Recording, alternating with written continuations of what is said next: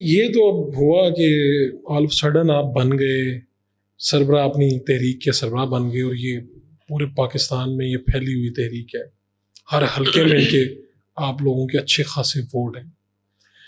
تو آپ نے کیا سوچا تھا؟ آپ نے تو زندگی کو کسی اور طرح سے سوچا ہوگا. خادم حسین رضوی صاحب جو تھے وہ زندہ تھے، آپ کسی زبان کو سیکھنے کا شوق رکھتے تھے، کبھی کچھ کر رہے ہوں گے. آپ نے اپنی زندگی کے بارے میں کیا سوچا تھا؟ اگر آپ اس طرح پوچھ لیں کہ زندگی کا آپ نے مقصد کیا بنایا، تو بڑے سوچنے کے بعد زندگی کا مقصد شہادت بنایا تھا. اچھا، بڑے سوچنے کے بعد. کیوں؟ مطلب مقصد شہادت. کیا آپ کے پیچھے موٹیویشن کیا دی ہے؟ میں علامہ اقبال. ٹھیک ہے. علامہ اقبال کو پڑھ کے مطلب کہ کیا مقصد ہے زندگی کا، تو پھر یہی پوچھا کہ شہادت ہے مطلوب و مقصود و مومن، نہ مال غنیمت نہ کشور کشائی. تو دونوں چیزوں سے بے نیاز ہو کر جو مومن چلا جائے اللہ کی بارگاہ میں، تو یہی ہے زندگی. تو والد صاحب ویسے کیا کہتے تھے؟ آپ سب سے بڑے ہیں بہن بھائیوں میں، تو والد صاحب آپ کو کیا کہتے تھے کہ کیا کرنا چاہیے؟ وہ ان کی کیا خواہش تھی کہ آپ کیا بنیں؟ جی، ان کی خواہش یہ تھی کہ پڑھنا ہے اور اس کے بعد عملی مسلمان بننا ہے. تو میرے عمل پر وہ بہت زیادہ خوش تھے، اور پڑھائی میں جو میری سستی ہوتی تھی اس پر وہ میرے ساتھ ناراض بھی رہتے تھے. اور پھر لیکن جب عملی طور پر اور کچھ پڑھ کر چیزیں برابر بیلنس کرنے کی کوشش کرتا تھا، تو پھر میرے سامنے تو نہیں، پیچھے سے کہتے تھے یار ٹھیک ہے.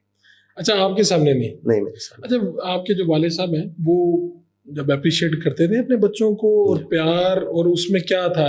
یا آپ کی دوستی تھی ان کے ساتھ، یا تھوڑا سا ایک احترام والا بھی ہوتا ہے معاملہ؟ میرے اپنے والد صاحب کے ساتھ ایک احترام والا معاملہ. بعض دفعہ میں جو دوستی کی طرف جا رہا ہوتا ہوں تھوڑا سا پیچھے آ جاتا ہوں. آپ کا کیا معاملہ تھا؟ تعلق کیسا تھا؟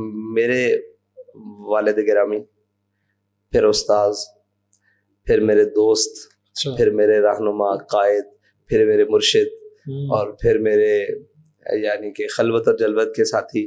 پھر مجھے ہر چیز، ہر رہنما، ہر چیز میں ایک ہے سیاسی بیک گراؤنڈ میں ادھر رہنمائی، ایک ہے ہر میدان میں رہنمائی، یعنی گاڑی چلاتے ہوئے بھی رہنمائی. زندگی کیسے جینی ہے، اٹھنا کیسے ہے، بیٹھنا کیسے ہے، کھانا کیسے، تعلق داری کیسے، کس سے کیسے بات کرنی ہے ایک موڑ پر.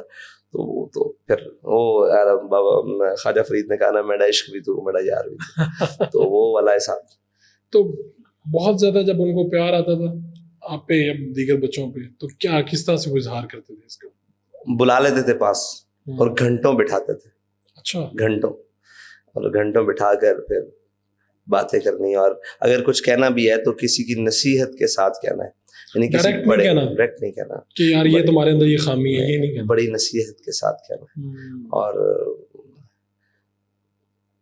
ان کا توکل پر جو تھا نا وہ بہت زیادہ تھا، کہ ہم کوئی بھی بات آگے کہنی ہے، کسی بھی کوئی خواہش کا اظہار کرنا، تو کہنا کہ بیٹا یہ اللہ تعالیٰ کے اوپر توکل کرنے سے انسان زیادہ آسانی کرتا ہے. اور پھر وہ ہمیں زیادہ جو ہے نا اس میں پرسنلی بٹھا کر جو وہ بزرگان دین اور جو لوگ جنہوں نے زندگیاں گزاری ان کی زندگیوں کے بارے میں بہت زیادہ بتانا. یعنی کہ ہم نے بچپن ہی میں سے، یعنی کہ میری عمر شاید غالباً کوئی 7 سال ہوگی یا 6 سال ہوگی. تو ہمارے گھر اخبار تو ڈیلی آتا تھا، ہماری اردو وہیں سے اخبار سے. ہاں جی، اخبار سے. نہیں، یہ والد صاحب کا حکم تھا یا شوق؟ نہیں، وہ ہمارے سامنے پڑھتے تھے تو ہم بھی پڑھنا شروع ہو گئے. اور یقین مانے 7 سال سے یا 6 سال سے، آپ کہہ لیں 7 سال سے روشنی ہوتی اخبار، پھول کلیاں، اور وہ تعلیم و تربیت، اور وہ ایسی چیزیں ہمارے لیے، بچوں کی کہانیاں، یہ جی وہ ساری چیزیں. تو جیسے جیسے ارتقا ہوتا گیا، پھر پھول کلیاں سے باہر نکلے، پھر لائبریری میں چیزیں دیکھی، اچھا یہ بھی کام ہماری مطلب کی ہے، تہذیب الاطفال ہو گیا، یہ ہوگی یہ چیزیں. تو پھر وہاں سے آہستہ آہستہ ہر چیز میسر رہی نا گھر میں. تو پھر جہاں مسئلہ آیا یا ان کے سامنے کوئی لفظ بولا تو انہوں نے اس پر اصلاح کر دی. یعنی میں کہتا ہوتا تھا اکثر کہ میری زبان پر ایک غلط علام ہو گیا تھا کہ زبان بے فضول چیزیں، تو مجھے کہتے تھے ارے بے وقوف، بے فضول نہیں ہوتا، یا فضول ہوتا ہے، اگر بے فضول ہو جائے تو پھر تو ایسی جو اصلاح تھی نا وہ گھر میں موجود تھی. ایک عام تاثر ہے کہ وہ بہت غصے والے تھے، تقاریر لوگوں نے سنی ہوگی، اسی وجہ سے تاثر بن گیا ہوگا. تو عام طور پہ آپ کے ساتھ اہل خانہ فیملی کے ساتھ کیسے تھے؟ بہت مطلب شفیق اور بہت پیار کرنے والے اور ہر لحاظ سے، لیکن ان کے ہاں اپنے اصول پر کمٹمنٹ تھی. وہ اصول کے نیچے آ کر تو وہ پھر کہاں پہ ایسا لگا آپ زندگی میں جب آپ نے ہوش سنبھالا کہ یار یہ میرے والد تو ہیں لیکن یار یہ اپنے اصول پہ کھڑا بہت بڑا آدمی ہے یار یہ, یعنی اس طرح سے سوچتا ہے نا بندہ. کوئی ایسا واقعہ ہوا؟ جی جب میں بیمار ہوا اچھا. تو میری مطلب ذاتی حیثیت میں بھی ہر ایک کو جو ولی آدمی ہوتا ہے نا اس کو ہر ایک شخص کو یہ لگتا ہے کہ یہ مجھ سے سب سے زیادہ محبت کرتا ہے. ٹھیک ہے. اس کی ایک خاصیت ہوتی ہے جو اللہ کا محبوب بندہ بن جاتا ہے نا اس کی ایک خاصیت ہو جاتی ہے کہ ہر شخص جس کے ساتھ اس کا تعلق ہوتا ہے اس کو لگتا ہے کہ میرے سے زیادہ اس کا کسی کا تعلق. تو میں بھی اسی غلط فہمی کا شکار ہوں, اسی غلط فہمی کا میں کہہ سکتا ہوں کہ شکار ہوں کہ میرے سے زیادہ ان کا کسی کا تعلق نہیں. تو جب میں بیمار ہوا اور بڑا شدید ترین حالت میں کیا تو تب میں نے ان کو دیکھا نا کہ وہ پریشان ضرور تھے, یعنی کہ اس کو کیا ہو گیا یہ دائم ہے, لیکن میرے سامنے انہوں نے پریشانی کا کبھی اظہار نہیں کیا. میں ان کو کافی سارا تنگ بھی کرتا تھا, میری حالت بہت زیادہ غیر تھی. تو اس دوران جب وہ تیار ہو کر پریشانی کے بعد گھر میں سے تیار ہو کر بن ٹھن کر گھر سے باہر نکلتے تھے نا تو ان کے ماتھے پر کوئی سلوٹ نہیں دکھتا تھا. اور ان کی گفتگو جب میں سنتا تھا یعنی میرے تک پہنچی تھی کہ یار پریشان آدمی اتنی بڑی گفتگو, میں آج جب آپ بھی سنتا ہوں میرے رونگٹے کھڑے ہو جاتے ہیں کہ اتنا بڑا شخص کہ ایک زاویہ ہی بدل دیتا تھا اپنے آپ کو, کیسے بدلتا ہوگا؟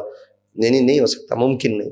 گھر میں اتنی بڑی اپنا گھر پیچھے چھوڑا ہے جی, اور آپ کے سامنے بہت بڑی آڈینس ہے جو متاثر ہوتی ہے, آپ کی بات سنتی ہے, اس پہ عمل کرتی ہے, آپ جیسا بننا چاہتی ہے.